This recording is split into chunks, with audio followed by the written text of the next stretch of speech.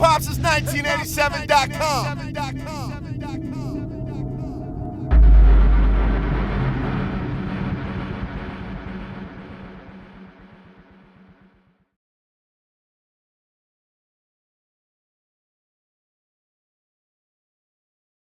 It's just great to be here for Dikembe Mutombo tonight, and to see the crowd come out and support Dikembe and obviously support our team. But he's an incredible example for our players, for our organization. Really great to see that, and it's great to see our guys. I think that was a little closer to what we want to be and how we want to play on both ends of the court.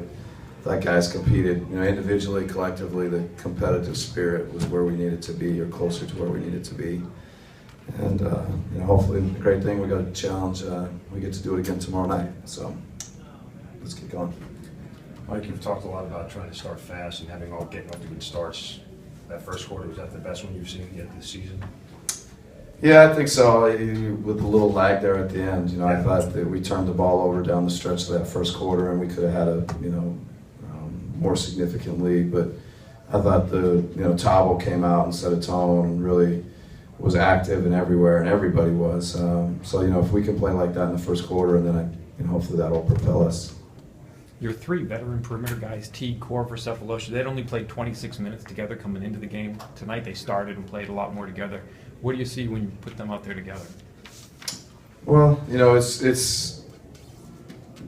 like I said, I think with Thabo's defense and Thabo's activity tonight, and then Kyle and Jeff play together a lot. So to get Thabo into that starting group, tonight it was good. The other night, I don't know how good it was.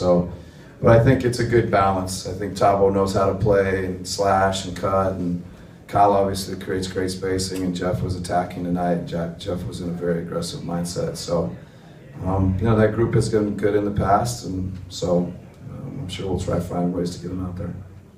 Coach, talk about the rebounding, because you had a rebounding years tonight, especially defensively. Yeah, I'm embarrassed. I haven't even checked it, to be honest with you. But yeah, when we rebound and we take care of the glass and we play with that kind of energy, then that's kind of finishing your defense. You don't get a stop until you get the board, and so we got to continue to do that. Coach, all the two players scoring tonight, including 15 from Mike Scott, 10 from Nick Patterson. How important was it for you to see that kind of production from the bench tonight? Yeah, I thought both, really the whole bench, but Lamar, it felt like he hit, each shot he hit, it felt like it was a big one. And then Mike Scott really had a great stretch there in the fourth quarter when, I think it was at .6 or it was 8, maybe 10, and he made several plays that kept it at 8 or 10 or 12, and I think he was a big part of us separating in the fourth quarter.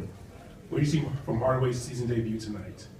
Yeah, I thought he was good. There's a couple defensive plays that stand out to me where he was early to his rotation and his assignment as, the bottom weak side defender, and I thought he competed and, he hit a shot, and it's good to see him out there. He's been working hard in practice, and so it's great to have depth. Thanks, Coach. Thanks. HHH1987.com.